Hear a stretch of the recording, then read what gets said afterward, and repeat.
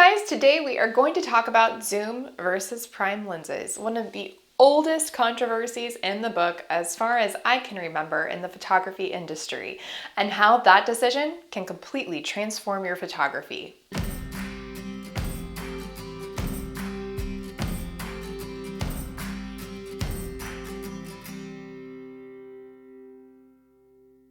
As with any industry, photography is not shy of having its own controversies.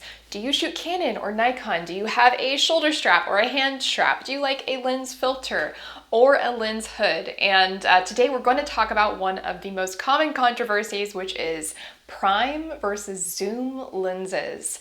Now, I just want to be clear. This is a safe space. I'm not going to judge you if you shoot Nikon or Sony or you finger paint, though that is going to be messier. It doesn't really matter to me if you like off-camera flash or on-camera flash, if you like heavy presets or true-to-skin editing.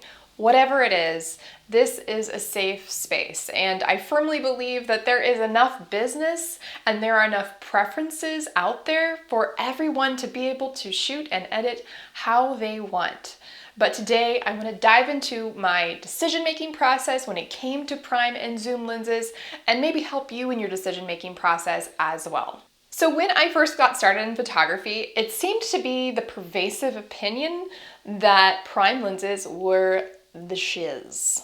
It was like what you wanted to shoot with, and it looked good while you were doing it because there were these cute little lenses that you just popped on and off and you looked legit. And if you used the kit lens, the zoom lens that came with your camera, you looked like a total amateur. You looked like a noob. You didn't look like you knew what you were doing at all. And most likely your pictures were not gonna turn out good.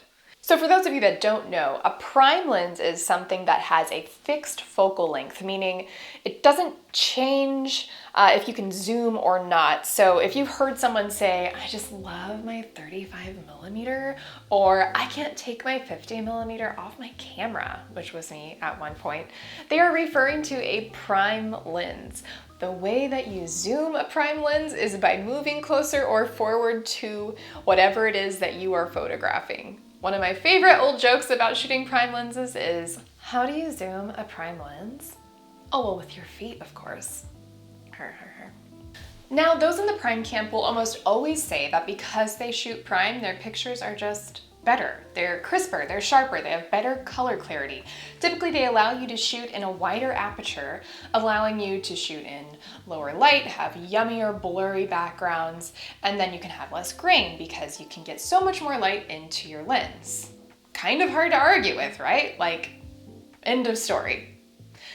Meanwhile, those who shoot zoom lenses enjoy the versatility. You can change focal lengths at a moment's notice, and you can really be more in the moment. You can capture things a lot more easily, and you don't have to deal with the precarious nature of switching lenses or switching camera bodies if you want a different look to your photos. When it comes to zooms, versatility is king. But as those in the prime camp would probably say, the versatility comes at the cost of quality. So why would you choose a zoom lens? For years, I was in the prime camp. I thought that if I was caught using a zoom lens, I would look like a dork. And for a long time, looks were everything. So I was a prime girl, but somewhere along the road, I started thinking for myself. One year, something in my cute little photography brain broke, and I found myself buying a 24-70 lens. I was used to, at that time, carrying around a big camera bag with 2 to 3 to 4 lenses at any given time so that I could switch if I needed to change a look at the moment's notice. And for some reason, I bought this 24-70, and suddenly I went from looking like this to looking like this. I can't even tell you why I decided to buy that lens. Like, maybe I saw a photographer who I admired using it for their travel photography. Maybe I was just looking for a write-off for the end of the year. I have no idea, but the thing that I do know is that once I got that lens, it very rarely left my camera. My poor little prime lenses were suddenly a little bit ignored. Tear. But I'm sure you're wondering, did my photos suddenly start to suck really bad? Because I just said that prime lenses mean better looking photos and zoom, not so much. And the answer is no, of course not. Like, I wouldn't have been shooting with a lens like that if I thought my photos looked really bad suddenly. Like, I bet in a side-by-side comparison, you wouldn't be able to say, oh, that's definitely a prime or that's definitely a zoom. I think you'd have to have a very well-trained eye to be able to do that. But I wasn't really looking from a technical standpoint if my photos were different. It's not something I was like pixel peeping to see if things were like extremely different or not. But what I did find is that I was able to be more in the moment. I wasn't changing lenses all the time. I wasn't trying to adjust things. I was able to just get the shot that I wanted that very second. And it made me improve my photography almost instantly. I wouldn't have to tell people to repeat poses as often, and I was able to quickly and more easily get the photos that I was looking for. And this was true across the board, whether I was shooting a wedding or families or interior design photography. It wasn't just easier for me, it was easier for my clients, and that made a huge difference. Oddly, it became one of the best investments I made in my photography business, and the crazy thing is that I bought my lens used. Like, it was cheaper than other lenses that I bought in the past, but what it provided to me was worth its weight in gold and then some. The main question on my mind was I going to miss that yummy aperture, the wide openness of a prime lens that I just couldn't get with my 24-70 and then my 24-105. The widest aperture I could shoot with my 24-70 was 2.8. When I switched to my 24-105, it was 4.0. Like, where you're gonna get the yummy bokeh or the like insane artsiness. But what was interesting is I found that I wasn't missing the ability to do that, but rather I was liking the fact that my photos are overall a lot more sharp because more of my photo was in focus. And I was able to expand my composition skills because I found that I was kind of using my ability to make parts of the photo blurry as an artistic crutch.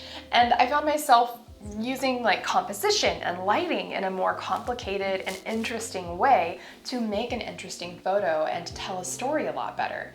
And it was kind of surprising to me that my prime lenses were holding me back in a way because they were limiting me by making something as beautiful as bokeh so easy to attain, when really I found a lot of joy in more interesting compositions and the versatility of a zoom lens. These days, I do keep a 50mm on hand in the event that I feel like I want a wider aperture for any reason. I just have a very simple Canon RF 50mm. It goes down to 1.8, but for the most part, my 24-105 lives on my camera. So I might one day decide to switch back to prime lenses, and my zoom lenses might start collecting dust. You never know, I am a human. I am prone to changing my mind. But the thing that was most helpful for me was that I changed my lens lineup and I started to question what I thought was right photography. And in doing so, I really opened my mind to what could be good photography and good gear. And that was worth its weight in gold. It was invaluable. If you are on the fence about whether you should buy prime or zoom lenses, my suggestion for you is to grow slowly. Find something that you like, stick with it, and get very familiar with it. And then if you find that it's limiting you or you're wanting a change or wanting something different, maybe better, then switch it up and then grow into and then potentially out of that lens as well. The biggest thing is to be open to change, but also learn your gear and learn what you have with you to the best of its ability. For me, that looked like following my intuition and recognizing when I needed a change. So guys, thank you so much for watching today. I hope that you learned something about zooms and prime lenses and that maybe you're at least one step closer to making a decision. I'm someone who can be very middle of the road about things, and so it can be hard for me to tell you what to think or what to do. I just want you to make the best decision for you, your photography business and your photography journey. As always, if you like this video, please give it a thumbs up. Any questions below, comment, and then subscribe if you like my channel. It was such a pleasure to share this with you today, and I wish you all the best. Bye.